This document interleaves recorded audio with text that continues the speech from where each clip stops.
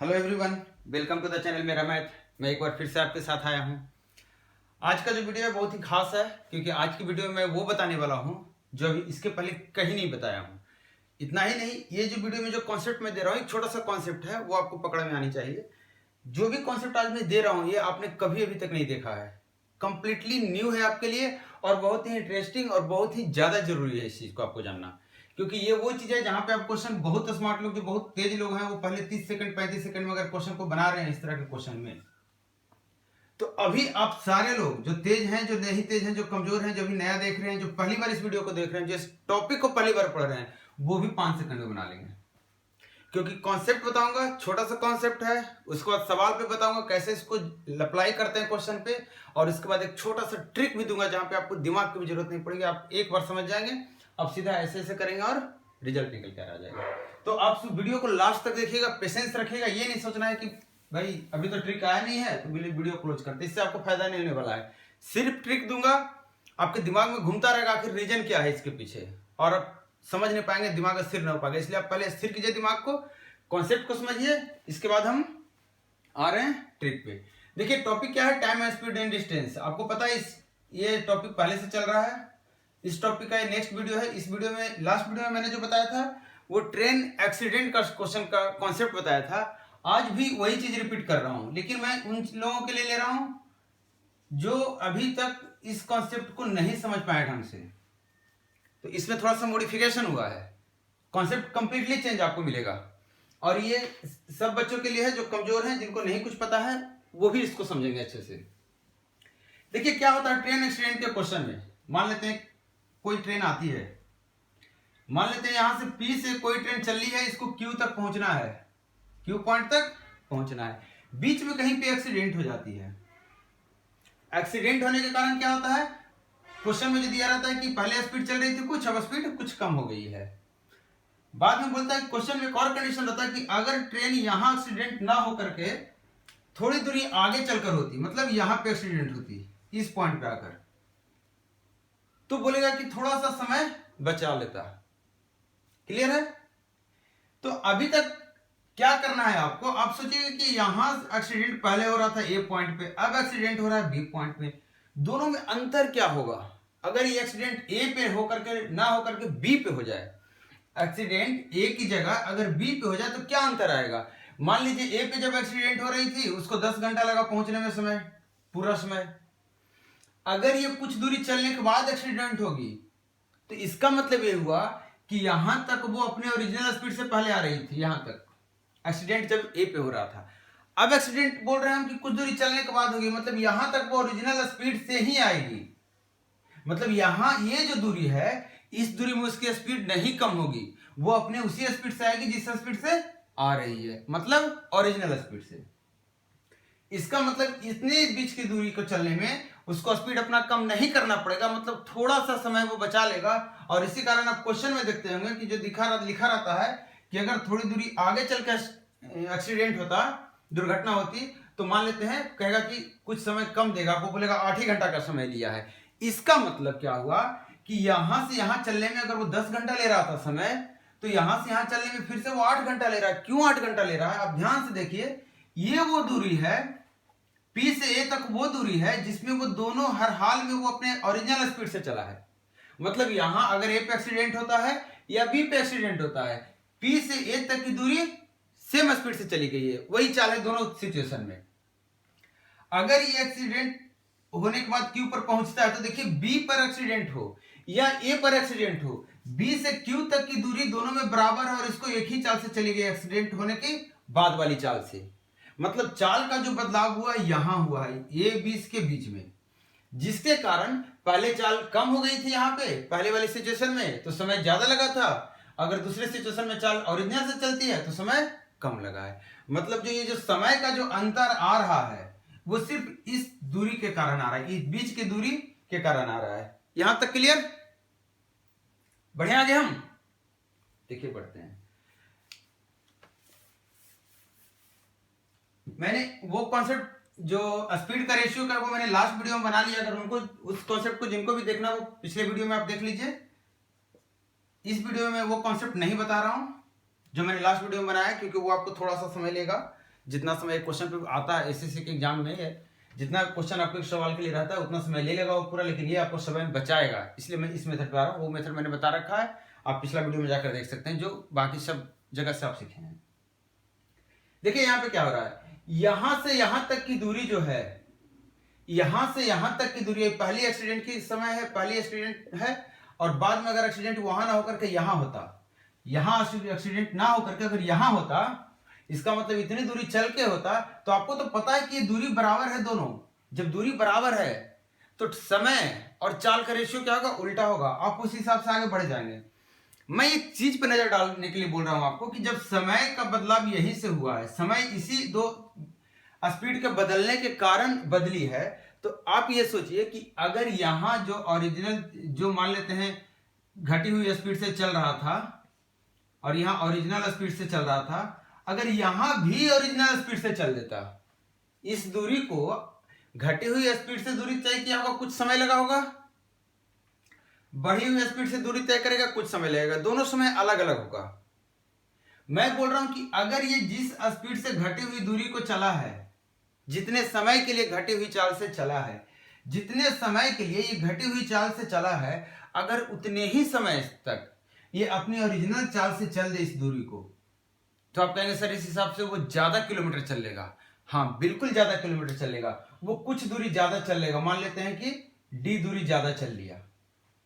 फिर से बोल रहा हूं, जितना समय वो यहां से यहां लेने में अपनी घटी हुई चाल से समय लिया है, एक्सीडेंट के बाद इस दूरी से इस दूरी चलने में जितना समय वो लिया है, अगर वो एक्सीडेंट नहीं होता, क्वेश्चन भी यही कर रहा है, अगर एक्सीडेंट यहां पे होता, मतलब इस दूरी में नहीं होता, तो मैं भी यही बोल रहा हूं, अगर इस दूरी में और एक्सीडेंट ना होने का मतलब ओरिजिनल स्पीड से चलता, तो जितना समय लिया है यहां से यहां आने में एक्सीडेंट के बाद, अगर उतना ही समय तक ये ओरिजिनल स्पीड से चल लेता, तो कितनी दूरी ज्यादा चल लेता, ये आपको पता लगाना है, ये आपको समझना है।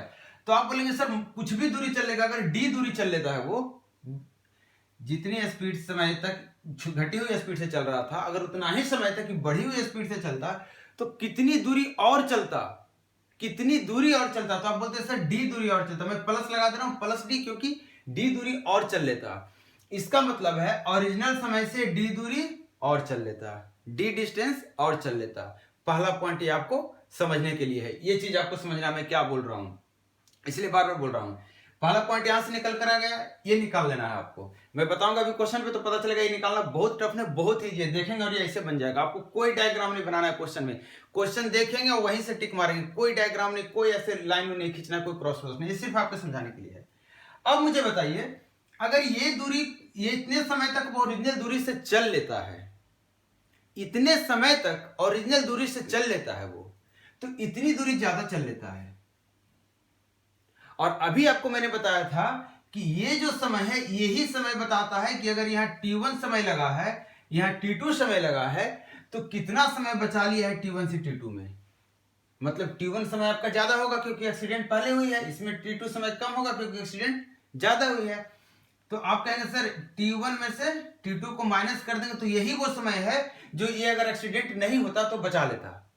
हम भी तो आपको यही बोल रहे हैं कि अगर एक्सीडेंट नहीं होता तो कितना चल लेता, तो आप कहेंगे सर डी डिस्टेंस और चल लेता वो, और कितने समय लगता उसको इसको चलने में, जितना समय वो बचा रखा है टी समय, मतलब स्पीड उस ट्रेन की क्या हो जाएगी, ओरिजिनल स्पीड डी बटा टी।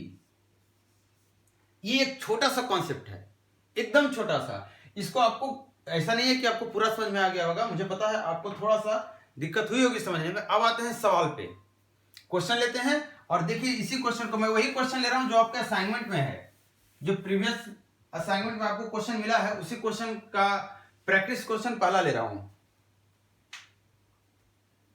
आप देखिए इसमें प्रैक्टिस क्वेश्चन पहला 4.28, जो डाउनलोड नहीं किए फाइल अभी तक, वो पिछले वीडियो के डिस्क्रिप्शन में सेम फाइल है, और इस वीडियो के डिस्क्रिप्शन में भी आपको ये फाइल है, आप वहां से डाउनलोड कर लीजिए जल्दी से। उसके बाद आप वीडियो को कंटिन्यू कीजिएगा, आपको समझ में आएगा। क्वेश्चन हालांकि स्क्रीन पे आपके है, लेकिन एक बार अगर आप क्वेश्चन अपने साथ रख लेते हैं तो आपको और क्लियर होगा। देखिए क्या क्वेश्चन करा करा, एक ट्रेन है जो पी से क्यू तक चलती है, पी से चलती है और इसे क्यू तक पहुंचना है। बोल रहा है कि 240 किलोमीटर चलने के बाद दुर्घटना होती है और ट्रेन की चाल 80% हो जाती है। मतलब 240 किलोमीटर यहां से चला होगा, मान लेते हैं यहां पहुंच गया। यहां पहुंचने के बाद क्या होता है, इसका दुर्घटना हो जाता है। मतलब क्रॉस में बता दे रहा हूं कि यहां पे आकर इसका एक्सीडेंट हो गया। अब बोल रहा है कि ये जब एक्सीडेंट हो जाता है तो आगे ये सिर्फ 80% चाल से चलता है, 80% स्पीड से चलता है। कितना स्पीड से चलता है? 80% स्पीड से चलता है। आगे क्या बोल रहा है कि इस तरह से 5 घंटा लेट पहुंचता है क्यू पोजीशन पे। क्यू स्टेशन पे कितना देर पहुंचता है? 5 घंटा लेट। प्लस 5 घंटा इसलिए मैं नोटेड आपको समझाने के लिए प्लस लिखा हुआ कि 5 घंटा ज्यादा लग गया। कितना ज्यादा लग गया? 5 घंटा ज्यादा लग गया।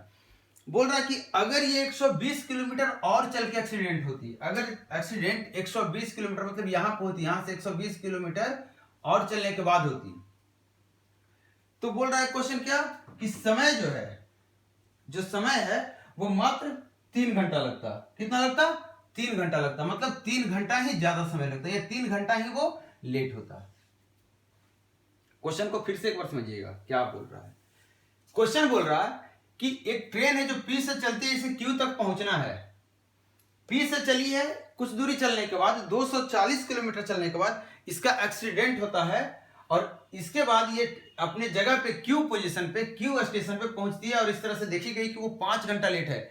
मतलब जितना समय उसे लगना चाहिए था यहां से यहां पहुंचने में, उससे 5 घंटा ज्यादा समय लिया है।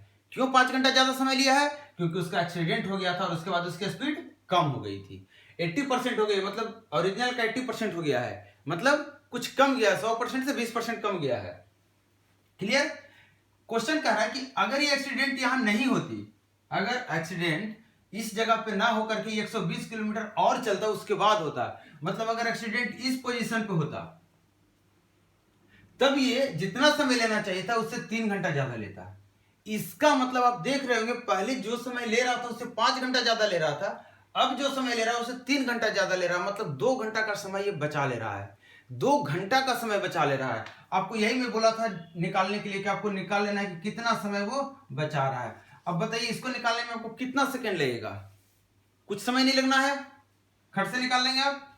ये आपका समय हो गया जो समय बचा रहा है। अब आप फिर से देखिए इसको, समय कहां बच रहा है, क्यों बच रहा है समय? तो आप कहेंगे सर ये 120 किलोमीटर जो दूरी चली गई है बिना एक्सीडेंट की, इसी के कारण 3 किलोमीटर बचाया है।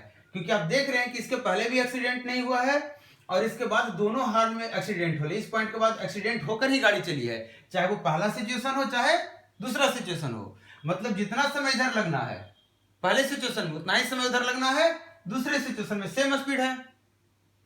यहां पे बात करेंगे तो यहां पे भी 80% स्पीड से चल रही है। पहली बार जब यहां एक्सीडेंट हुआ तो भी, और दूसरी बार यहां एक्सीडेंट हुआ तो भी। मतलब यहां पे भी समय जो लग रहा है वो समय पहले जितना लग रहा था अब भी उतना ही लग रहा है। इसका मतलब है कि यहां पे देखेंगे अगर ध्यान से, तो यहां पे पहले चल रहा था 100% का स्पीड से, अब चल रहा है 80% का स्पीड से। स्पीड कमा है मतलब समय ज्यादा लगा होगा, क्योंकि आपको दिख भी रहा है क्वेश्चन में कि समय ज्यादा लगा होगा, स्पीड कम नहीं कारण, इसी कारण यहाँ +5 आवर दिया हुआ, मतलब 5 घंटा लेट था। जबकि अगर इसको ओरिजिनल से चलता, इस दूरी को अगर बिना एक्सीडेंट हुए चलता तो सिर्फ 3 घंटा लेट होता। अब आते हैं आपको कि उस कॉन्सेप्ट को कैसे लगाएंगे। तो सबसे पहले इजी तरीका बता रहा हूं आपको। परसेंटेज बहुत कम दिखते हैं क्वेश्चन में, तो इस परसेंटेज को मैं सिर्फ इसलिए दिया हूं ताकि आप परेशान हो। परसेंट 80% का मतलब क्या होता है? 4/5। मतलब ये अगर इसकी ओरिजिनल स्पीड 5 है तो यहां पे एक्सीडेंट के बाद 4 की स्पीड से चलिए। क्लियर? मैंने बोला था कि अगर ये जितना समय यहां से यहां चलने में लगा है, एक्सीडेंट होने के बाद जितना समय लिया है इस ए पॉइंट से बी पॉइंट पहुंचने में, समझिएगा, एक्सीडेंट होने के बाद जितना समय ए से बी तक पहुंचने में लिया है ये वही समय है 2 घंटे का, क्योंकि इसी बीच वो 2 घंटे बचाया है। जितना समय ए से बी तक पहुंचने में लिया है उसी बीच में 2 घंटे का बचत भी किया है। मतलब आप कह रहे होंगे कि सर ए से बी तक जाने में इसको 2 घंटा से ज्यादा समय लगा होगा। क्लियर है कि नहीं है? क्लियर है? 2 घंटा से ज्यादा समय लगा होगा, जिसमें 2 घंटा ये बचा लेगा अगर ये एक्सीडेंट नहीं होगा तो। चलिए आगे बढ़ते हैं। देखिए हम बोल रहे हैं आपको कि जितना समय इससे यहां से ए से बी जाने में लगा है, अगर वो एक्सीडेंट होने से चलता, एक्सीडेंट होने के बाद चलता, तो मान लेते हैं कुछ समय लेता वो, कुछ समय लेता वो। अगर एक्सीडेंट नहीं होता तो 2 घंटा बचा लेता, 2 घंटा कम लेता। तो आप मुझे बताइए कि अगर मैं टाइम को यहां कांस्टेंट कर दे रहा हूं, आपको ध्यान दीजिएगा, अब क्वेश्चन यहां से बनाना है आपको। टाइम को मैं कांस्टेंट कर दे रहा हूं। टाइम कांस्टेंट करने का मतलब जितना समय तुम लिए थे पहले एक्सीडेंट हो गया था, उस समय तुम जितना समय लिए थे, अगर उतना ही समय तुम फिर से लेते और अपने ओरिजिनल स्पीड से चलते तो कितनी दूरी चल लेते या कितनी दूरी और चल लेते। अब दोनों निकाल सकते हैं यहां से। देखिए देखिए 4/5 का मतलब क्या होता है, 5 की ओरिजिनल स्पीड है तो 4 से चला है। अब बताइए कि अगर टाइम कांस्टेंट है तो 4 की स्पीड से कितना दूरी चला है, वो 120 किलोमीटर चला है। 4 की स्पीड से 120 किलोमीटर चला है। कुछ समय लगा होगा, कुछ समय लगा होगा। इसका मतलब कहेंगे कि अगर 1 की स्पीड से चलता तो वो सिर्फ 120/4 मतलब 30 किलोमीटर ही चल लेता। एक्सीडेंट के बाद अगर 1 यूनिट की स्पीड से चलता तो 30 किलोमीटर चलता। क्लियर? मैंने क्या बोला आपको, मैं बोला कि जितना एक्सीडेंट में जितना समय ए से बी जाने में लिया है, तुम ओरिजिनल स्पीड से भी चल के दिखाओ। हमें देखना है कितनी दूरी तुम चलते हो। तो पता चला कि 4 की स्पीड से चलता तो 120 किलोमीटर लेता, तो 1 की स्पीड से चलता तो 30 किलोमीटर चलता। इसका मतलब ये चला है ओरिजिनली कितने से, 5 से। इसका मतलब अगर 5 की स्पीड से चलता तो 30 गुना 5 मतलब 150 किलोमीटर क्या होता, चल लेता। मतलब अगर ओरिजिनल स्पीड से चलता तो इसी समय में ये 150 किलोमीटर चलता, जितने समय में एक्सीडेंट होने के बाद 120 किलोमीटर ही चलेगा। जितने समय में एक्सीडेंट होने के बाद 120 किलोमीटर चलेगा, उतने ही समय में अगर बिना एक्सीडेंट का ही चलता तो 150 किलोमीटर चल लेता। इसका मतलब जो 30 किलोमीटर ये ज्यादा चल लेता, 30 किलोमीटर जो ज्यादा चल लेता, ये कौन सा समय है जिस समय 30 किलोमीटर ज्यादा चल लेता है? ये वही समय है, क्योंकि 120 एक्सीडेंट में चलता है, यहां भी 120 एक्सीडेंट में चलता तो समय वही लगता। फिर यहां समय का अंतर क्यों आया? क्योंकि वो ओरिजिनली से अगर देखा जाए कि ओरिजिनल स्पीड से चलता तो 30 किलोमीटर ज्यादा चल लेता, और जिसके कारण ये 2 घंटे का बचत कर लेता, जिसके कारण 2 घंटे का बचत कर लेता। मतलब ये जो 30 किलोमीटर की स्पीड, 30 किलोमीटर का डिस्टेंस है, यही वो 2 घंटे की बचत में चली गई थी। जो 30 घंटे का डिस्टेंस है, ये 2 घंटे की, 30 किलोमीटर का जो डिस्टेंस है 2 घंटे के बचे हुए समय में चला गया था। इसका मतलब अगर 1 घंटे में चला जाता तो सिर्फ 15 किलोमीटर चलता, और 1 घंटे में जो चली हुई दूरी होता है उसी को क्या बोलते हैं, स्पीड बोलते हैं। तो ये आपका ओरिजिनल स्पीड निकल कर आ गया, क्योंकि हम ओरिजिनल से तुलना किए थे। अगर ये अपनी मूल चाल से चलता तो कितना दूरी और चल लेता, तो मूल चाल से 30 किलोमीटर और चल लेता। कितने समय में, तो 2 घंटे में। तो अगर 1 घंटे में चलता तो मूल चाल से तो 15 किलोमीटर चल लेता। तो 1 घंटे में मूल चाल से अगर 15 किलोमीटर चल लेता तो चाल क्या हो गई, 15 किलोमीटर बराबर। क्लियर? अब देखिए इस क्वेश्चन में आपसे ये नहीं पूछ रहा स्पीड क्या है, इस क्वेश्चन में आपसे कुछ और पूछ रहा है। जो पूछ रहा है वो आप निकाल सकते हैं। इस क्वेश्चन में पूछ रहा है कि P से Q तक चलने में टोटल कितना समय लगता, या फिर ओरिजिनल समय P से Q तक चलने में क्या है लगेगा अगर एक्सीडेंट नहीं होता। तो आप मुझे बताइए 120 किलोमीटर पे एक्सीडेंट हुआ और 2 घंटे का बचत किया। 120 किलोमीटर और आगे जाके अगर एक्सीडेंट होता है तो 2 घंटा और बचा लेगा। अगर 60 किलोमीटर और होता है एक्सीडेंट आगे तो 1 घंटा और बचा लेगा। पूरा 3 घंटा अगर बचा लिया, मतलब यह समय लगा ही नहीं। क्या हुआ, समय लगा ही नहीं। एक्सीडेंट को हम घसता घसता के यहां लेके चले आए। इसका मतलब दूरी कितना हो गया, 120 और 60 180 120 कितना, जल्दी बोलिए, 400 हो गया। और 240 इधर था, मतलब 640 की डिस्टेंस हो गई टोटल, और इसकी स्पीड 15 है तो कितना हो गया, 640 हो गया, 540 हो गया। देखिए एक बार, 240 3 तो 540 हो गया। कितना हो जाएगा, 15 3 45 और 15 6 का 90, इतना आवर्स का समय लगता। मतलब अगर ये पूरी दूरी P से Q बिना एक्सीडेंट की चलती तो समय कितना लगता, 36 घंटे का। अब देखिए अब आता है ट्रिक्स का समय। ये तो कॉन्सेप्ट आपका क्लियर हुआ। अगला क्वेश्चन ले रहा हूं, उसमें ट्रिक्स दिखा रहा हूं। 2 क्वेश्चन और लूंगा ताकि आपको ऊपर कॉन्फिडेंस, आपको खुद के ऊपर कॉन्फिडेंस है कि हाँ वाकई ये कुछ काम का ट्रिक है। देखिए क्वेश्चन नंबर 4.29 देखिए आप, करेक्ट। एक ट्रेन 4 घंटे का सफर तय करने के बाद दुर्घटना हो जाती है। 4 घंटे का सफर तय करती है, यहां से चलना स्टार्ट की, 4 घंटे का सफर की, दुर्घटना हो गया। उसके बाद ट्रेन 30% स्पीड मतलब लॉस्ट कर जाती है। मतलब क्या होता है, बर्बाद हो जाता है। 4 घंटे वो चली है, 30% स्पीड उसका कम हो गया, मतलब 70% स्पीड से वो आगे की दूरी चला होगा, और इस तरह से वो अपने जगह पे पहुंचा होगा और 2 घंटे लेट हो गया। बोल रहा है कि अगर यह दुर्घटना 84 किलोमीटर आगे चल के होता तो ट्रेन सिर्फ 1 घंटा 42 मिनट ही लेट होता। कितनी दूरी चल के बोल रहा है? 84 kilometre.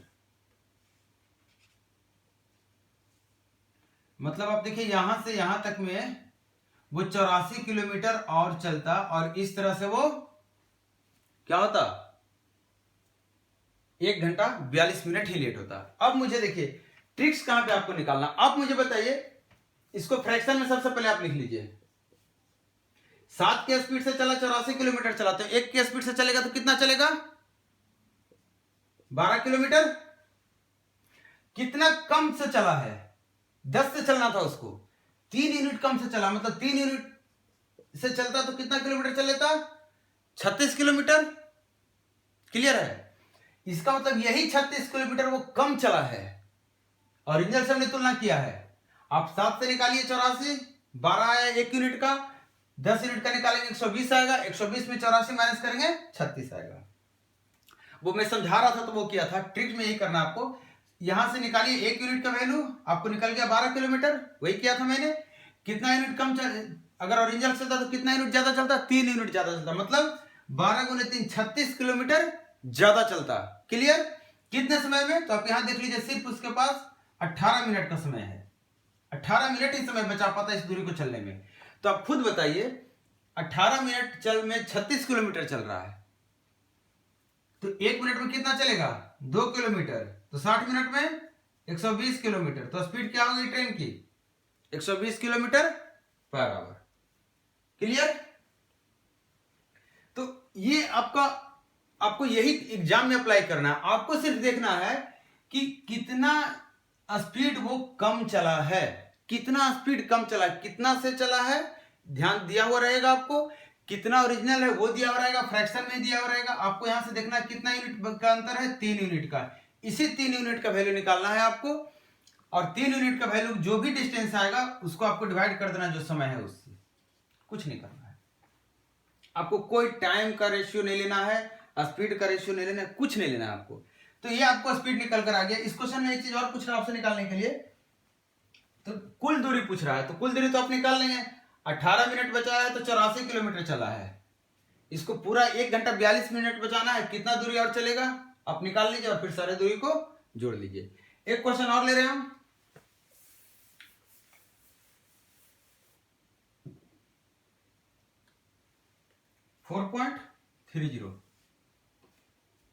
Train starts running from station A and meets with an accident after travelling 150 kilometre.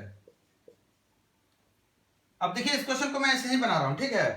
आपके सामने क्वेश्चन, आप देखिए उसे और मेरे साथ पढ़िए। क्वेश्चन कर 150 किलोमीटर चलने के बाद उसका एक्सीडेंट हो जाता है। After accident the speed of the train reduce to 5/6। Speed कितना हो जाता है? 5/6। बोल रहा है कि इस तरह से वो 15 मिनट लेट पहुंचता है। अगर एक्सीडेंट 40 किलोमीटर आगे चल के होता तो 7 मिनट लेट पहुंचता। आपको पता चल गया उसने 8 मिनट का समय बचाया है, सिर्फ किस कारण? क्योंकि वो 40 किलोमीटर आगे चल के एक्सीडेंट होता है। तो आप मुझे बताइए 40 किलोमीटर अगर 5 के स्पीड से चला था, 5/6 स्पीड था, 5 के स्पीड से 40 चला तो 1 से 8 ही किलोमीटर, 1 यूनिट का अंतर है। 8 किलोमीटर में तो वो ज्यादा चलता है। कितने समय में? 8 मिनट में, मतलब 60 की स्पीड हो गई ट्रेन की। आया समझ में? नहीं आया? देख लीजिए एक बार, थोड़ा प्रैक्टिस कीजिएगा। मजेदार कॉन्सेप्ट है, क्वेश्चन देखेंगे और आप टिक मारेंगे। देखिए बोला था क्या कि स्पीड एक्सीडेंट के बाद 5/6 हो जाता है। अगर एक्सीडेंट 40 किलोमीटर और चल के होती, इसमें बोला था कि वो कितना मिनट? 15 मिनट का लेट होता है। इसमें कितना मिनट लेट होता है? 15 मिनट लेट होता है। इसमें बोल रहा है सिर्फ 7 मिनट लेट होता है। इस तरह से चलता है। तो अगर एक्सीडेंट 40 किलोमीटर बढ़ के होती तो समय कितना लेट होता? सिर्फ 7 मिनट से लेट होता। इसका मतलब 8 मिनट का समय बचाया है वो, 8 मिनट का समय बचा लिया है। 8 मिनट का समय बचा है सिर्फ 40 किलोमीटर आगे चलने के कारण। इस स्पीड से तो चल ही रही है वो, 5/6 के स्पीड से तो चल ही रही है। कितनी दूरी और चल लेती अगर ओरिजिनल से चलती तो आप कहेंगे सर 1 यूनिट दूरी और चल लेती। मैं बोलूंगा 1 यूनिट दूरी की वैल्यू कितनी है, तो आप बोलेंगे सर 5 के स्पीड से चली है तो 40, तो 1 के स्पीड से चलेगी तो कितना हो जाएगा? 8, तो 8 मिनट में 8 किलोमीटर, तो 1 मिनट में 1 किलोमीटर, तो 60 मिनट में 60 किलोमीटर, तो 1 घंटा में 60 किलोमीटर। और ये इसकी हो गई स्पीड। आपको ध्यान देना है सिर्फ जो बढ़ी हुई स्पीड है, जो बढ़ी हुई स्पीड है, जो बढ़ी हुई स्पीड है मतलब सॉरी जो बढ़ा हुआ डिस्टेंस है जिसके बाद एक्सीडेंट होता, अगर जो संभावना की बात की गई है, उसी दूरी से को देखना है कि अगर घटी हुई स्पीड से चल रहा है तो 1 यूनिट में कितना चलेगा और कितना घट के चल रहा है ओरिजिनल स्पीड से। जितना 1 यूनिट में चलेगा उतना ही आप निकाल लीजिए घटे हुए यूनिट में कितना चलेगा। इसका मतलब अगर ओरिजिनल से चलेगा तो इतनी दूरी वो और चल लेगा, और समय उसमें कितना लग जाएगा उसको 8 मिनट। जो बचा हुआ समय है, बढ़ी हुई दूरी बटा बढ़ा हुआ समय या फिर बचा हुआ समय, यही दूरी तो आपको देगा ओरिजिनल स्पीड, क्योंकि हम ओरिजिनल स्पीड से ही तुलना कर रहे हैं। क्लियर है? देखिए वीडियो को देखिए, शेयर कीजिए, जितना से जितना ज्यादा शेयर कीजिए, और हमें कमेंट करके बताइए कॉन्सेप्ट कैसा लगा। मुझे यकीन है ये कॉन्सेप्ट जो मैं आज दिया हूं आपको, जो ट्रिक मैं दिया हूं, ये आप अभी तक नहीं पढ़े होंगे, और ये सेम ट्रिक आपको लेकर आ रहा हूं मैं नेक्स्ट वीडियो में, जिसमें ट्रेन का डबल एक्सीडेंट होगा। आप अभी तक उसमें जो पढ़ते आए वो है एक्स वाई मानकर पढ़ते आए कि एक्स मान लेंगे, यहां से दूरी, यहां से स्पीड एक्स मान लेंगे। आपको कुछ नहीं मानना है, आपको सिर्फ एक चीज करना है कि हमेशा फॉलो करना है, वीडियो को देखना है अच्छे से। आपको मैं बताऊंगा कैसे पढ़ना है। एग्जाम निकालना है तो आपको वीडियो को देखना पड़ेगा, समझना होगा बात को। सिर्फ आप सोचेंगे कि सर ट्रिक सिर्फ बता दीजिए, अगर मैं ट्रिक बता देता यहां से 5 से 40, 1 से 8 और यहां 8, 8 का 8 60, अगर ट्रिक ऐसे बताता मैं तो यकीन मानिए आप नहीं, आपके टीचर भी नहीं समझ पाते। चलिए मैं मिलता हूं नेक्स्ट वीडियो में जल्दी ही। तब तक आप वीडियो को देखिए, लोगों के साथ शेयर कीजिए, कमेंट करके हमें बताइए, और अगर अभी तक आपने चैनल को सब्सक्राइब नहीं किया तो सब्सक्राइब कीजिए। Thank you.